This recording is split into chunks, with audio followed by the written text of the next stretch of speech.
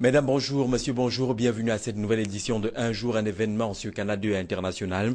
L'événement du jour est porté dans un livre qui vient de paraître et qui s'appelle Les Nouvelles Interdites. Ce sont des nouvelles qui sont proposées par quelqu'un qu'on ne va pas présenter sur ce plateau.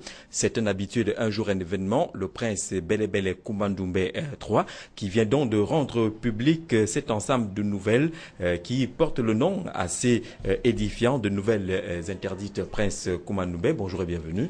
Bonjour Jean-Jacques Zé, bonjour chers auditeurs et auditrices.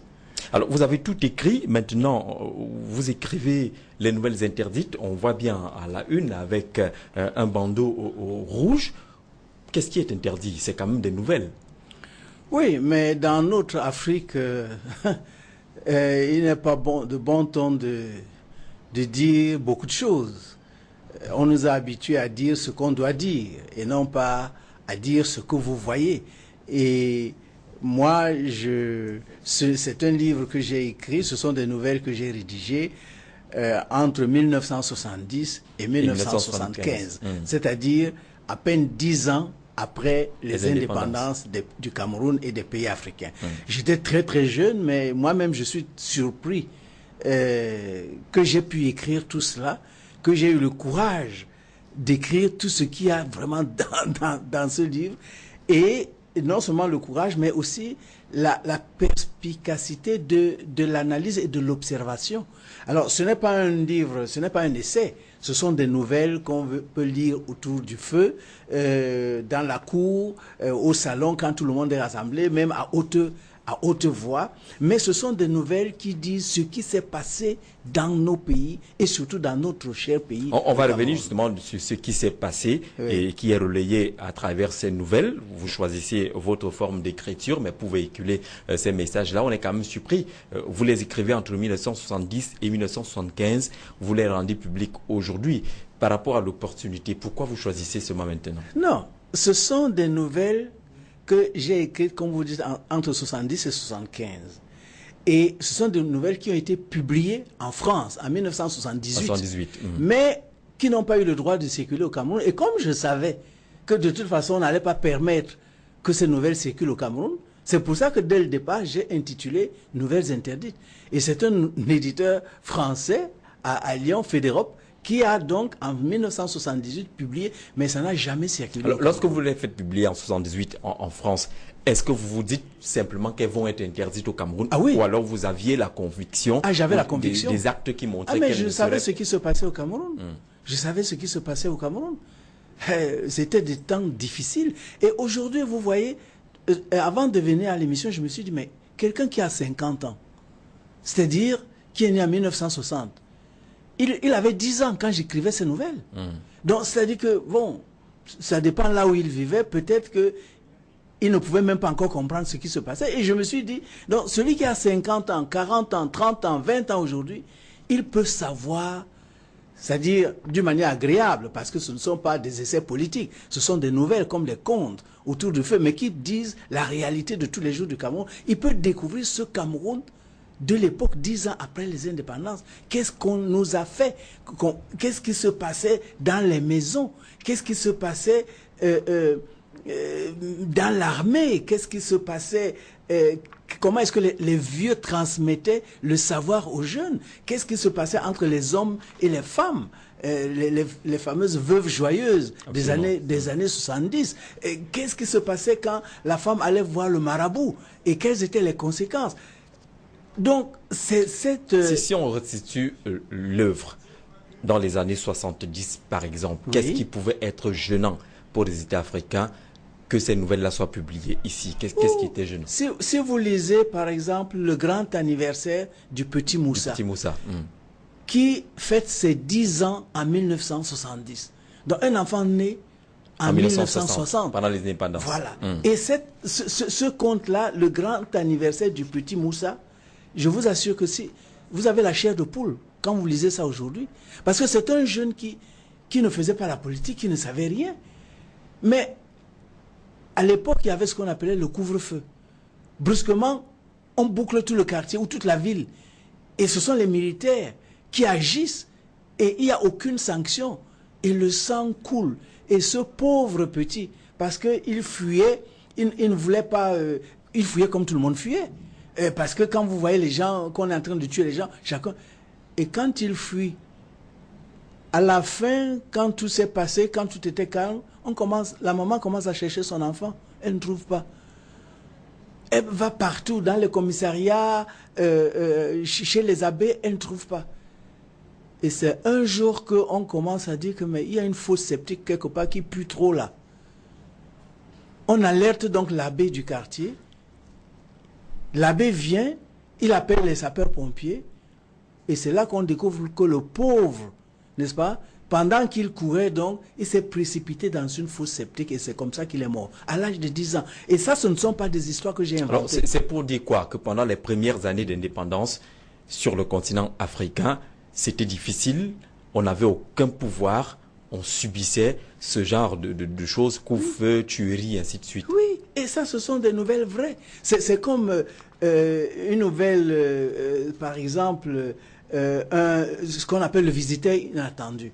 Un jour, à la mission catholique de Sousa, parce que je vous dis que ces nouvelles, je n'ai rien inventé. J'ai seulement mis sous ma plume ce qui se passait, surtout dans mon cher pays, le Cameroun.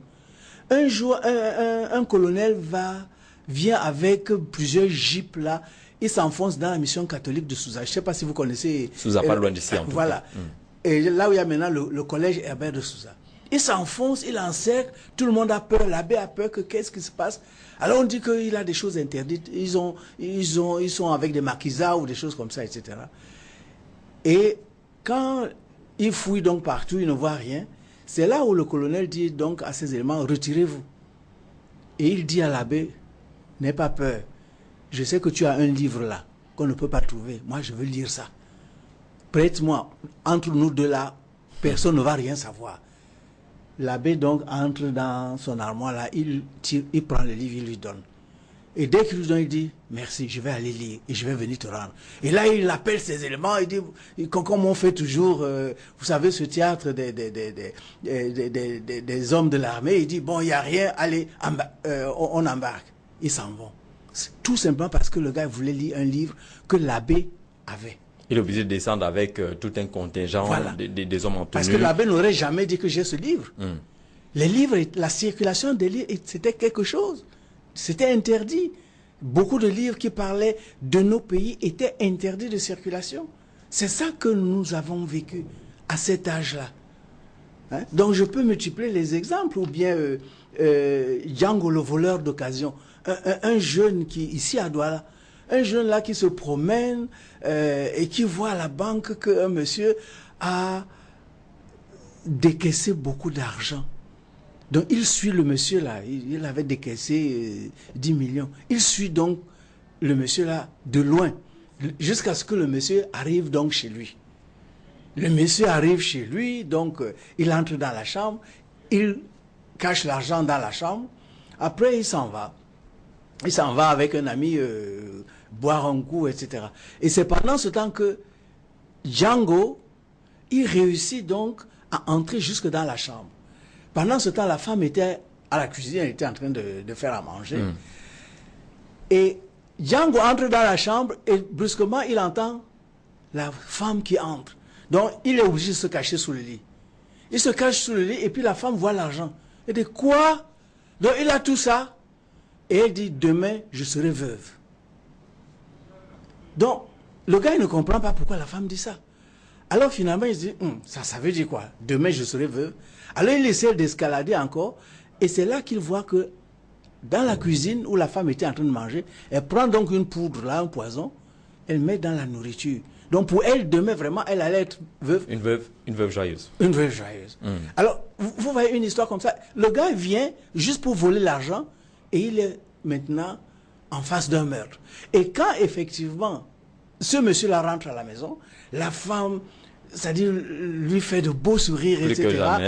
Avec son ami, lui, il commence donc à manger. Le monsieur commence à manger. Et c'est là où Django, donc, qui est venu voler ça, il dit, non, ne mangez pas. Il devait plutôt le sauveur. Nourriture. Il devait le sauveur. Mais c'était trop tard. Et le mari meurt. Donc, Ça, c'était aussi les histoires vraies de ce qu'on appelait les veuves joyeuses de l'époque. Donc, il y a plein d'histoires qui sont contenues dans ce livre-là. Vous essayez d'expliquer pourquoi les nouvelles interdites, en lisant un peu la 4e de couverture, les explications que vous donnez. Vous dites que le rôle de l'écrivain consiste-t-il à se taire? Cette interrogation peut-elle signifier que vous avez décidé de ne plus vous taire sur des choses que vous connaissez et que vous semblez dire que les jeunes aujourd'hui n'ont pas la connaissance, n'ont pas la maîtrise? C'était clair. C'est-à-dire que si vous vouliez évoluer à l'époque, il fallait vous taire. Et je me rappelle encore quand, en 1979, je suis rentré de l'université de Lyon pour commencer à l'université de Yaoundé, qui est Yaoundé 1 aujourd'hui, mon doyen m'a dit, c'était à l'époque un vice-doyen, comment toi, tu écris trop. Si tu veux avoir de la promotion dans ce pays, arrête d'écrire. Tais-toi. Tais-toi. J'ai dit comment? Moi, je sais, j'ai enseigné à l'université de Lyon, je sais que un écrivain, un intellectuel, un professeur, c'est plus tu écris, plus tu es pris en considération. Il m'a dit, tu vas voir. Et j'ai vu. Donc, c'était les nouvelles interdites. Vous vous sentiez quand même à l'aise dans votre quotidien de ne pas publier, de ne pas partager ces choses que vous connaissiez? Ça fait quand même 40 ans d'écriture professionnelle. Est-ce que vous sentiez qu'il manquait quelque chose si vous ne parlez pas aujourd'hui des nouvelles interdites? Ah oui, parce que quand j'ai relu ce livre, je me suis dit, mais c'est pas possible. C'est comme si c'était les choses d'aujourd'hui. Il faut que je donne ça comme une espèce de cadeau de ma part à notre population. C'est vrai. Et Noël, bon... Qu'est-ce qui peut s'affirmer comme étant des réalités d'aujourd'hui lorsqu'on parcourt les nouvelles interdites? C'est un vieux livre, c'est des vieilles nouvelles, oui. Plusieurs années, plus de 50 ans après. Qu'est-ce qui peut être lié ou est-ce qui vous convainc dans la position selon laquelle, eh bien, c'est comme si ça se passait aujourd'hui? Oui, mais parce que, bon, je n'ai pas parlé, par exemple, du vieux Mumba. Le vieux papa... Qui raconte chaque soir les histoires et qui a refusé d'aller à l'école qu'il appelle l'école du blanc. Et quand les enfants rentrent de l'école, il leur raconte pour qu'ils découvrent un autre monde. Donc, aujourd'hui, est-ce que nous avons vraiment avancé dans les pays africains? Aujourd'hui, est-ce que nous ne sommes pas toujours sous tutelle? Aujourd'hui, est-ce que vraiment nous avons le droit de dire haut et fort ce qui nous préoccupe sans que les conséquences soient négatives?